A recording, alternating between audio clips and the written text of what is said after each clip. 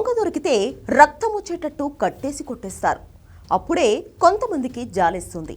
అదే ఒక రాజకీయ నాయకుడిని పదే పదే జైలుకు పంపితే ముందు చాలు కదా అనుకుంటారు, తర్వాత ఇంకా ఎందుకు పంపుతున్నారు అంటారు, తర్వాత జాలేస్తుంది, ఆ తర్వాత సానుభూతి వస్తుంది, ఆ తర్వాత అవతల వాళ్ళ మీద కోపం వస్తుంది. ఇది హ్యూమన్ నేచురల్ ఫీలింగ్స్. దీనిని ఎవ్వరూ మార్చలేరు. కానీ అధికార కూటమి ఆ విషయం మర్చిపోయినట్లుంది, లేదా మర్చిపోయినట్లు నటిస్తుందో మరి తెలియదు. తాడిపత్రిలో జరుగుతున్న తంతు అలాగే ఉంది. అక్కడ జనం ఫీలింగ్ త్వరలోనే చివరి స్టేజ్కి వచ్చే ఛాన్స్ ఉంది. అంటే కూటమి మీద కోపం వచ్చే స్టేజ్. ఎందుకంటే కేతిరెడ్డి పెద్దారెడ్డి ఎలాంటివాడు, ఏం చేశాడో జనానికి తెలుసు. అందుకే ఓడించారు. జేసీ ప్రభాకర్ రెడ్డిని ఇబ్బంది పెట్టాడని తెలుసు. అందుకే ఆయన మనిషినే గెలిపించారు. మరి ఇప్పుడు జేసీ ప్రభాకర్ రెడ్డి రివెంజ్ డ్రామా నడిపిస్తున్నారు. అది ఎంతకాలం, ఎంతవరకు అన్నదే ప్రశ్న. పదే పదే పెద్దారెడ్డిని ఆపుతుంటే ఎవరికైనా చిరాకు రాక తప్పదు. మొదట ఆపినప్పుడు తగిన శాస్తి అంటారు, రెండోసారి అయితే అంతేలే ఆయన చేశాడుగా అంటారు, మూడోసారి నాలుగోసారి జరుగుతుంటే ఇంకెంతకాలం ఇలా వదిలేయొచ్చుగా అంటారు. ఇప్పుడు అదే తాడిపత్రిలో జరుగుతోంది.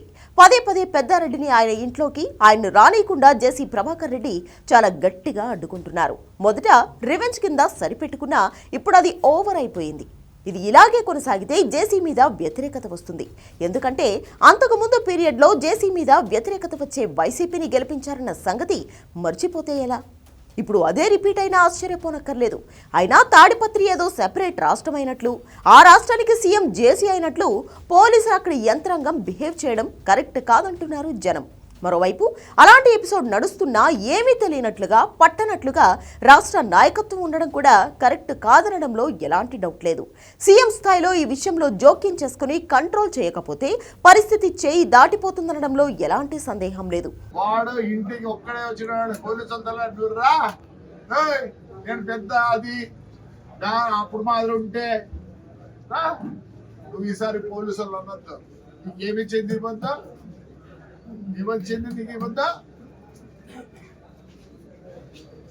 9 గంటల నుంచి పోలీసు వాళ్ళు 2 గంటల పొద్దు రానిలే అని మేము వచ్చినాం. ఇళ్ళలో ఉంటే కూడా పంటకు మారి మళ్ళీ పోతే మళ్ళీ వస్తుంది. మేము ఇప్పుడు దాచిపెట్టుకోలేదు. నీ మాదిరి గొప్పలు చెప్తావు ఎవరంటే నేను అప్పుడు మాదిరి ఉంటే.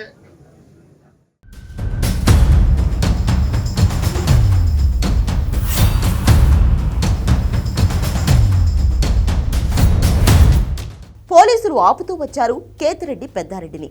ఆయన కోర్టుకు వెళ్లి ఆదేశాలు తెచ్చుకున్నా అవలేదు. చివరకు హైకోర్టుకెళ్లి ఆదేశాలు తెచ్చుకున్నారు. పోలీసులు దగ్గరుండి తీసుకెళ్లాలని హైకోర్టు ఆదేశించింది.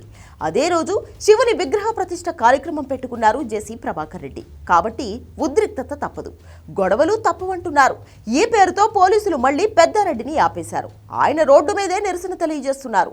మరోవైపు జేసీ ప్రభాకర్ రెడ్డి మాత్రం కోర్టులు పోలీసులు కాదు, జనం చెప్పాలి, పెద్దారెడ్డి తాడిపత్రి ప్రజలకు క్షమాపణ చెప్పాలి అంటున్నారు.